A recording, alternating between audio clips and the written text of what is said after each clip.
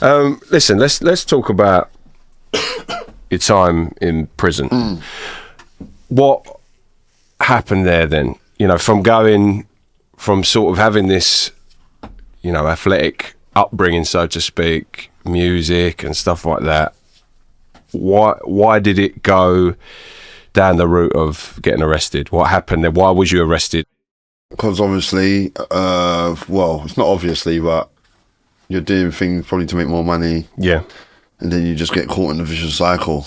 Do you get what I'm saying? Because really, if you're doing sports and you're getting funded and you're comfortable, you've got the bills paid. Well, obviously I'm not a big man, but I'm saying that you're getting the bills paid. You've got money to go travelling, money to go to training. You can buy sports stuff. Yeah. Excuse me. Sorry. Then you wouldn't have to be going out on the roads to make money like that. Do you get what I'm saying? Of course. Not desperate like every minute, but I'm just saying. Money helps. Yeah. Basically, yeah. Money helps. Yeah. What was the hardest point in that experience? What, in the prison experience? Yeah, yeah. It's like the beginning part, when you just got to go through all the court stages, going backwards and forwards to court, not knowing where you stand. Do you get what I'm trying to say? Yeah. And stuff like that. And then you're just thinking, oh, mate, what's going on here? Yeah. But then sometimes you just say that and then you still go back and do the same thing. Do you know what I mean? Yeah, yeah. So it's like a vicious cycle. So is it more mentally or emotionally that it was affecting you during that period? Both. Yeah. Yeah, mentally and emotionally. Do you get what I'm saying? Yeah. How did the family handle this? Well, don't forget, it's like when you're doing a sentence, it's like your family's doing it as well, isn't it? Do you know what I mean? So it's not just you, it's the whole family gets affected. Kids, mum, dad. Do you get what I'm trying to say? Aunties, uncles, do you get what I'm saying? Cousins, stuff like that. So it's not just you that does a sentence, it's the whole family. Yeah, I guess that affects you. When obviously, when you can't see your kids, isn't it? And you're banged up and you're speaking to them on the phone. Do you know what I'm saying? Stuff like that. It's not nice. And like when you're coming back and you're like, soon. Yeah, so stuff like that. It's not good. It's not good. When you talk about your mental state in prison, what did you do to help your mental health? Me, exercise and write. Yeah. And read. So focusing. Yeah. So write, read, exercise. Do you get what I'm trying to say? Read books, write lyrics. Do you get what I'm trying to say? Yeah, yeah. Do business plans, think of things like that. Do you get what I'm saying? Keep your mind occupied. Do you know what I mean? Was there anyone, like, did you, because you're a PT, right? Yeah. So did you train anyone in the prison? Yeah. Always, yeah. Whole sessions and things? Yeah, we hold sessions like we do circuits on the yard, jog, circuits, weights. Circuits with other prisoners, stuff like that. Oh, wicked. Everyone keeps fit. You know what I mean? So yeah. Is it a place where you? I guess. I mean, I've never been prison. I don't want to go prison. Yeah. I guess it's a place that you have to keep sharp, keep turned on. Yeah, of course. Keep yourself to yourself, innit? Do you know what I mean? Really? Is there? It's sort of. It's one of them things. If you've never been. You only see the TV and the movies of it, and you think, is that exaggerated to what prison life is? Is it? I don't want to say a calmer place to be than what the TV shows, but is it accurate to what like movies show? And it depends. It depends. I'll tell you what, it's not gravy. It's not all gravy. No. For me, it's mental though. It's the mental for me. How long was you in? Nearly a couple years here, a year there, 9 months there. Do you get what I'm trying to say? Yeah. Not super long, but long enough to just make you think, what am I doing? Yeah. Do you get what I'm saying? And then going back again, so you go back, you come out and you don't learn your lesson, then you end up going back again. Yeah. Just for something petty, because you're still on licence or... do you get what I'm saying? Yeah. It's like... it's hard though. Yeah, because you got to... fight your way out of it, I guess, because I suppose it becomes repetition, like what you're doing and that. But I mean, you come out of prison and then you start bodybuilding, right? And like competing in bodybuilding. I mean, that must have been like an ultimate focus, like just to keep your body in, you know, pristine condition. Almost a reflection on the brain is the physical form, right? So it's like almost what you fight up here. You can put into a place that people can see physically. I mean, give me some tips on how to build my body and get big. Have some tips. Well, you've got to be attending the gym. That's number one. You've got to be eating. Number two, eating's the most important thing. I eat a lot, but not the right stuff. But try and eat clean. Do you get what I'm trying to say? I'll say try and not put too much body fat on, and then strip it off. Just try and keep it moderate, and then probably being a surplus for 3-4 months. And then be in a deficit after that, just to cut and to see what you look like if you want to cut like that. Or you could just do a maintain.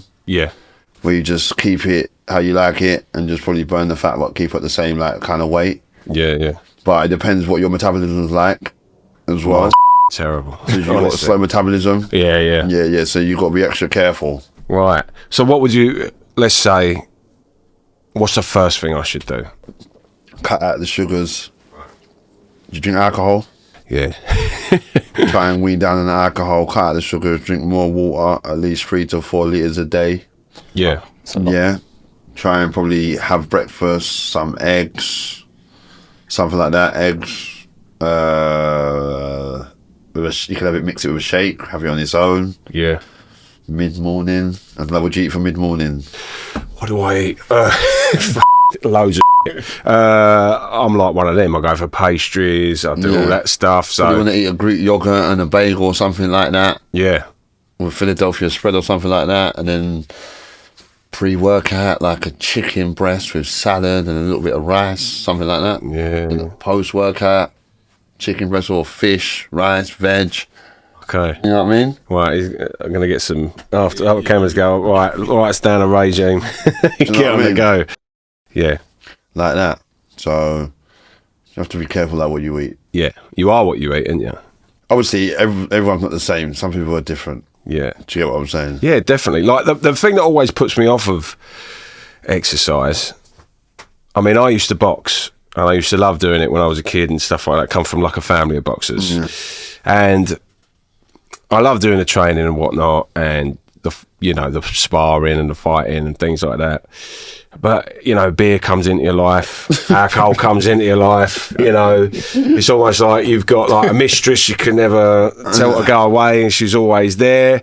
It's the thing you go to in the dark times and the good nights. But like, do you have to give up alcohol completely to if you want to gain muscle? Well, I'm not really a drinker, so even this, you gave me this JD and coconut one shot, I'm dying. I'm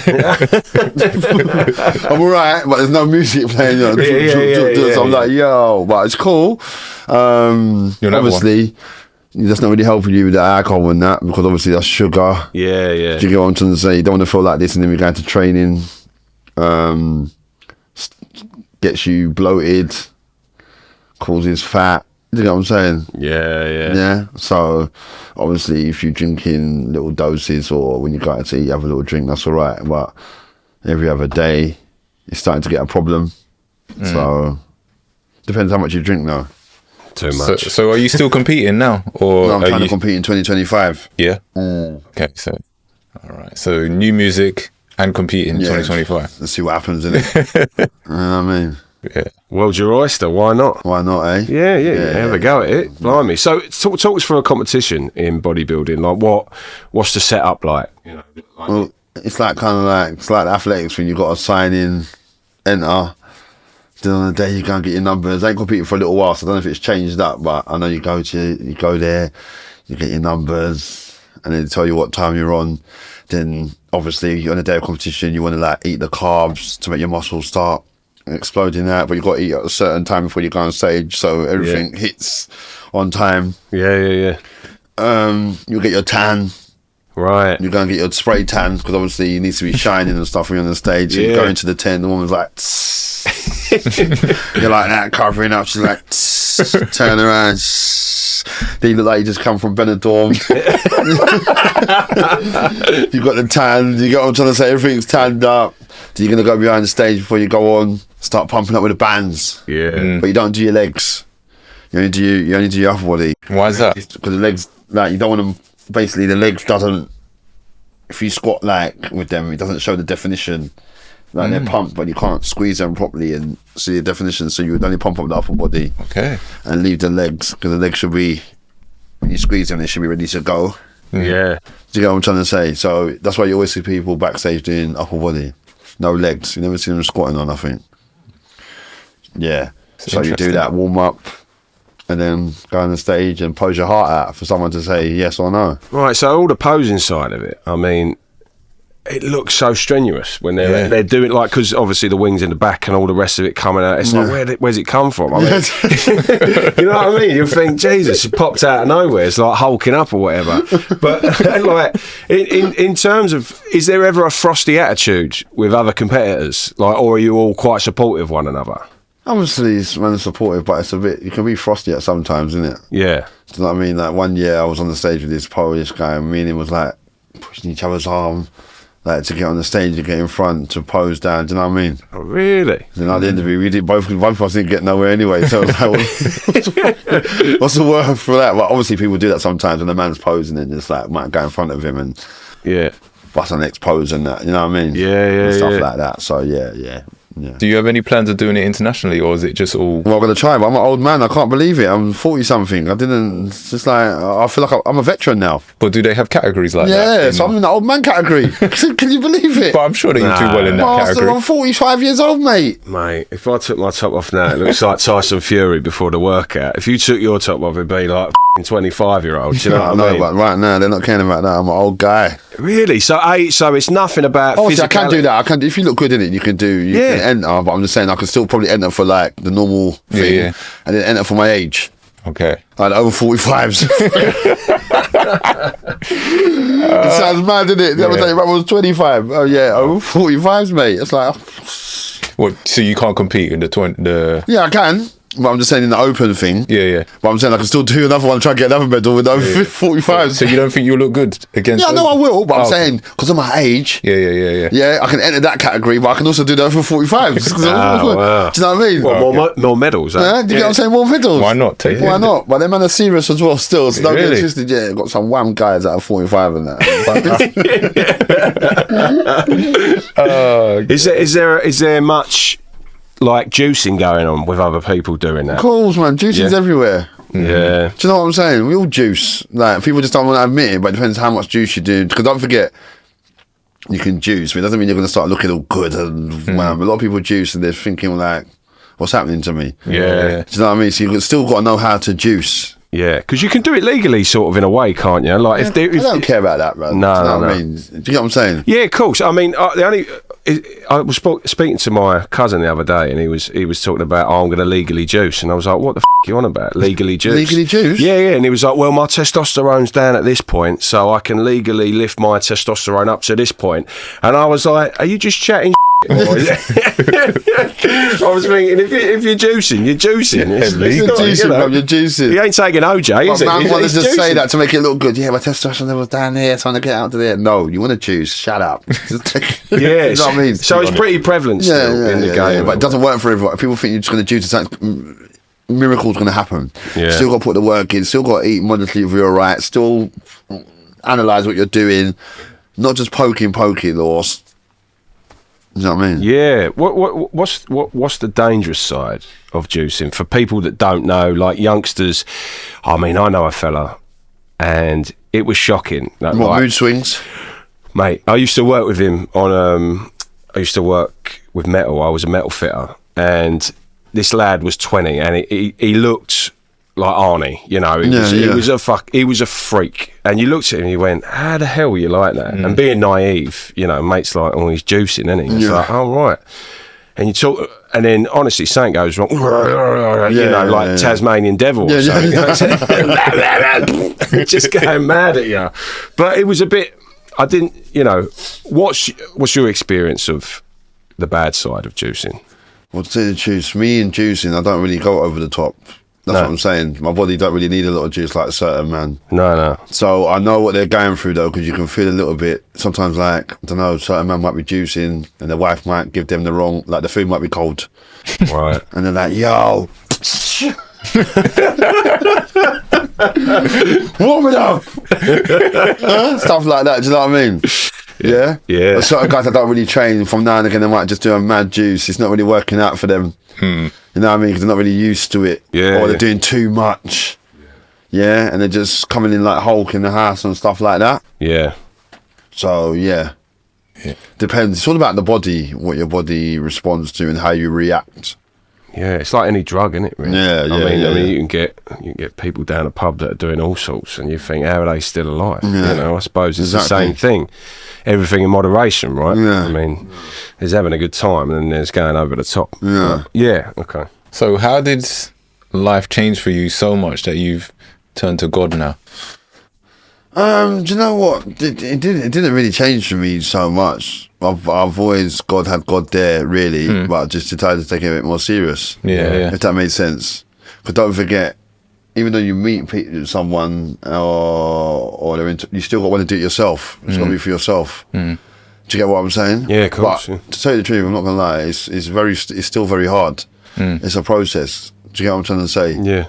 Yeah, so I'm not going to sit here going like it's all gravy. It's not. Yeah. Sometimes I'm struggling a bit. Do you get what I'm saying? If I'm honest with you, like to do certain things, or as humans, we all have our sin or certain sins that we like.